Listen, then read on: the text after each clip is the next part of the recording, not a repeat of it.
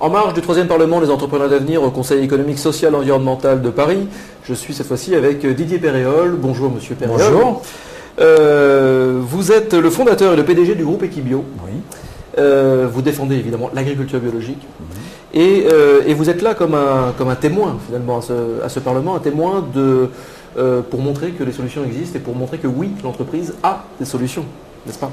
Oui, parce que j'ai eu le plaisir de créer une entreprise en milieu rural, donc en Ardèche, et donc je suis plutôt un chef d'entreprise autodidacte, qu'on peut créer encore sur notre territoire, sur notre territoire, des entreprises qui ont de la réussite, mais de la réussite avec un plaisir de développer des concepts nouveaux de management, d'organisation et de travailler avec des produits nobles, c'est-à-dire un produit sain, un produit bio, donc qui n'a pas d'engrais chimiques, pas de pesticides, qui ne pollue pas la planète et qui fait du bien à la planète, mais fait du bien surtout à ceux qui les consomment. Le problème de l'agriculture biologique, c'est rapidement plus de 60 000 tonnes de pesticides dispersés dans la nature. C'est un problème empathique déjà premier pour les agriculteurs, ceux qui utilisent ces produits, les premières victimes. Et après, nous, dans la transformation, on a en agriculture biologique un engagement de respect avec les agriculteurs, de construction de filières, d'accompagnement, donc sur des territoires, l'Ardèche, la Châtaigne.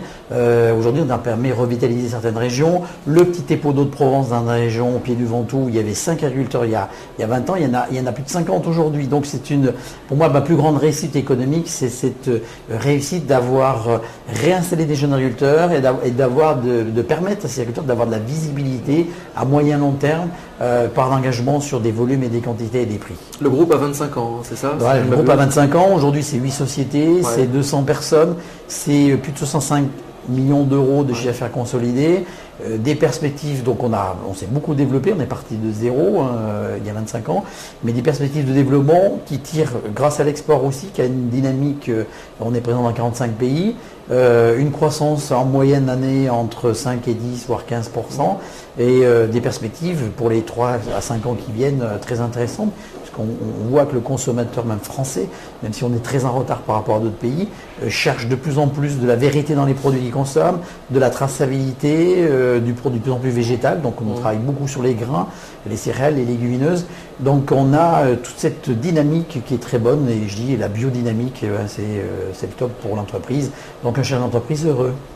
En 25 ans, vous avez traversé pas mal de péripéties, parce que quand on se lance il y a 25 ans, quand on se lance dans ce genre de combat, ce combat qui n'était pas du tout à la mode il y a 25 ans, mais donc beaucoup de péripéties, beaucoup d'obstacles, vous avez été l'observateur, le témoin d'un changement de mentalité. Est-ce que maintenant, les choses sont parées? Tout à fait. Aujourd'hui, je suis fier de parler de mon entreprise, mais quand j'ai démarré il y a 20-25 ans, surtout étant fils d'agriculteur très modeste, donc j'ai fait un BTAG, j'ai démarré à travailler sur le terrain, à visiter mes clients, aller les convaincre. J'ai parcouru la France, l'Europe, et le monde entier pour essayer de trouver des bons ingrédients, des bons produits et partager, en tout cas avec pas mal de nos clients. Il fallait convaincre, il fallait convaincre le consommateur, et c'était pas facile. Et je dirais un petit peu, grâce, malheureux à le dire, mais à toutes les aberrations de l'agroalimentaire conventionnel, tous les accidents de la vache folle, et dernièrement les lasagnes, etc.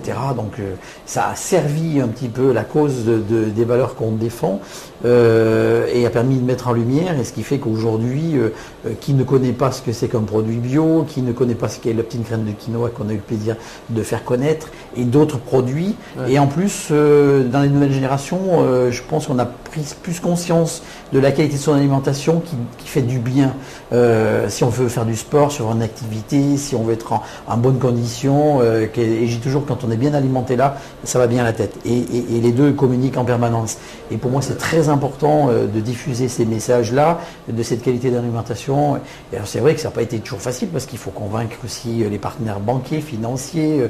J'ai beaucoup de mes amis, associés, actionnaires qui m'ont aidé, parce que quand on n'a pas de moyens, toujours banquier, les fonds propres en permanence. Donc il a fallu se battre en permanence avec les banques, et se battre à l'interne, convaincre des associés, convaincre beaucoup de gens. Et il faut avoir une pêche, une dynamique en permanence, quoi. Et si on n'est pas nourri bio, on ne tient plus cette pêche au bout de quelques temps. C'est ça le secret. Voilà. On parle d'entreprise, on parle de solutions portées par l'entreprise. L'entreprise n'est pas seule. Il y a toutes ce qu'on appelle les fameuses parties prenantes, les collectivités, les grands groupes.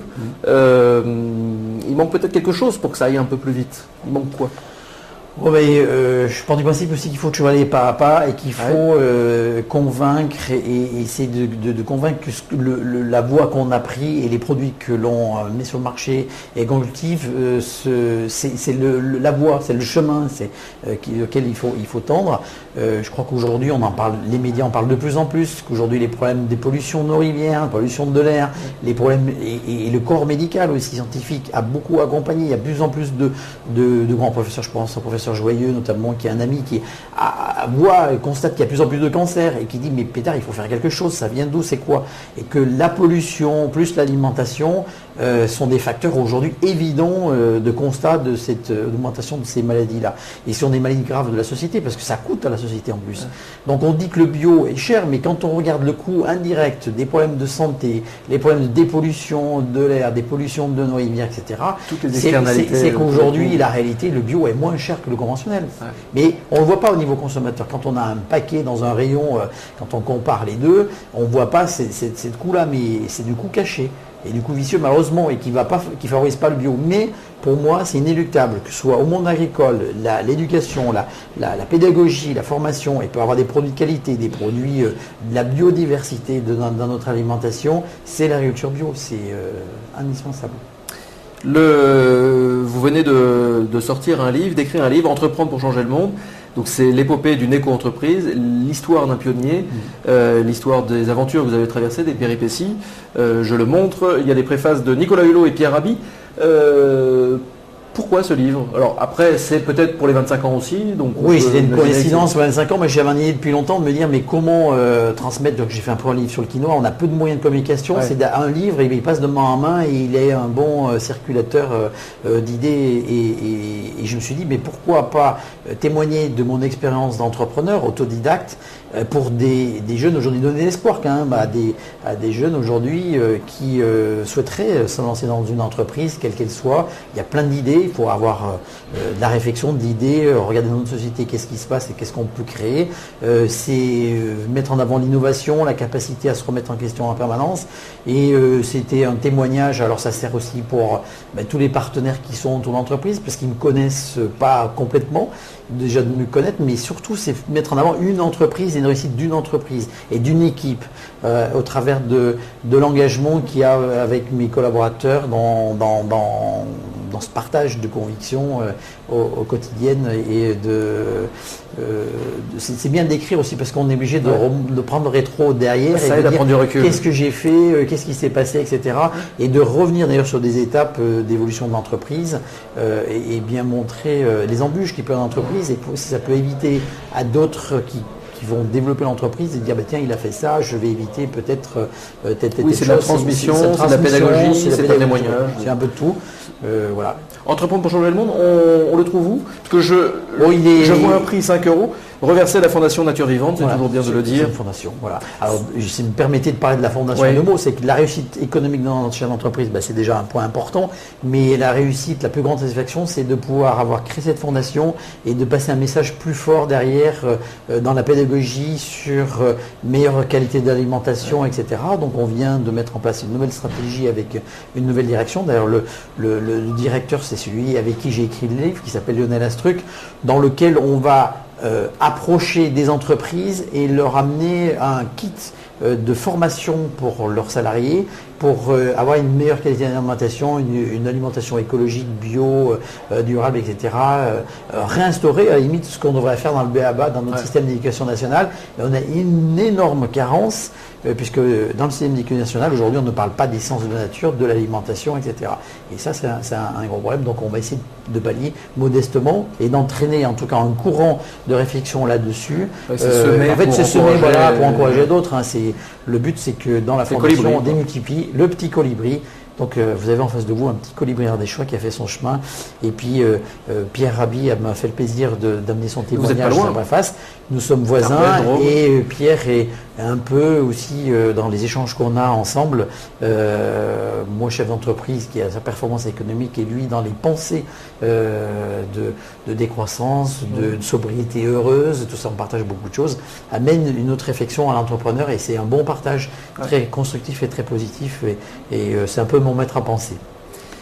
Toute dernière question, ce Parlement, qu'est-ce que ça vous inspire, ce Parlement des entrepreneurs d'avenir, cette grande fête, cette grande réunion, ce grand partage aussi? Déjà, j'ai la chance d'avoir assisté à tous les parlements d'entrepreneurs parce que j'ai le plaisir de connaître Jacques Hubrecht, son fondateur, et de l'accompagner dans la réflexion de ces journées-là. C'est très intéressant parce que le chef d'entreprise, il est dans sa boîte et il fonce et puis il dit moi je suis le meilleur, je suis le plus beau, c'est moi qui fais. Et quand on partage avec d'autres exemples, on voit des super entreprises qui ont leur réussite aussi et qui ont leur méthode, alors que ce soit capitalistique, que ce soit de la gestion, sur l'organisation, etc. Et puis des nouveaux marchés. Et on voit des évolutions. C'est un temps fort, très important, en tout cas de partage entre entrepreneurs. Et si on peut partager de passion avec, j'ai vu qu'il y avait beaucoup de jeunes dans l'hémicycle là de ce matin, de partager aussi avec d'autres générations, parce que là maintenant on va dire ma carrière d'entrepreneur est plutôt derrière moi, mais si je peux en faire profiter les entrepreneurs pour éviter de commettre des erreurs, ce que je n'ai pas eu, moi personne ne m'a accompagné, j'étais un autodidacte, donc j'en ai pris plein la poire, je le parle dans mon livre, mais ça fait partie des expériences, c'est là qu'on se construit, c'est pas dans la facilité qu'on se construit. Pour moi c'est dans la difficulté qu'on s'aguerrit et qu'on se construit et qu'on gagne une expérience, mais comme les choses vont beaucoup plus vite aujourd'hui, il faut pour se relever, j'ai eu des déboires à un moment donné, j'ai failli tout y laisser, c'était clair à plusieurs reprises.